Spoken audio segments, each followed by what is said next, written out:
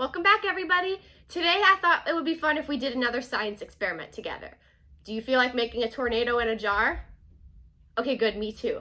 I learned how to make this tornado in a jar from one of my teacher friends that I follow. So I thought it would be fun if we did this experiment for the first time together. So you're gonna need cold water, food coloring, a jar, vinegar, dish soap, and some measuring spoons. The very first thing that we're going to do is we're going to add our cold water to our jar, and you're going to fill your jar most of the way.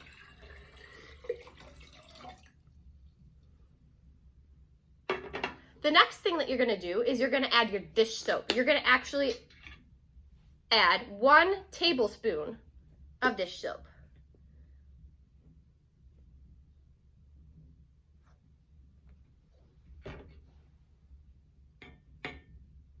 Ooh, that looked really cool. Okay. So this is what it looks like so far. Here's our water and dish soap. Next, you're going to add your vinegar. And we're going to add a teaspoon of vinegar.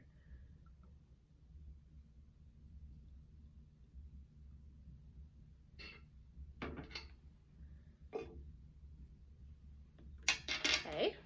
It doesn't look much different inside, but I'll show it to you. That's our mixture so far. Then the last thing we're gonna add is food coloring. I chose to use blue, but you can use whatever color you want. And you're just gonna add 2 or 3 drips. 1, 2, 3. So here's what it looks like when you add your food coloring. Pretty neat. Okay. This is the important part. You need to add your lid. I have a mason jar, so there's 2 parts of my lid. Screw it on nice and tight, like that. Now we have to mix it up. Spin it around. What do you see? We made a tornado. Do you see it? Thanks for doing this experiment with me. I hope you have fun trying it at home. See you tomorrow. Bye. Have you noticed that your storm is a little harder to see? All you have to do is scoop out the bubbles from the top of your jar and you can begin again. The vinegar inside actually helps make the bubbles not accumulate as much to the top of your jar, but you don't have to add anything else once you scoop the bubbles out. Just add your lid and you're good to go.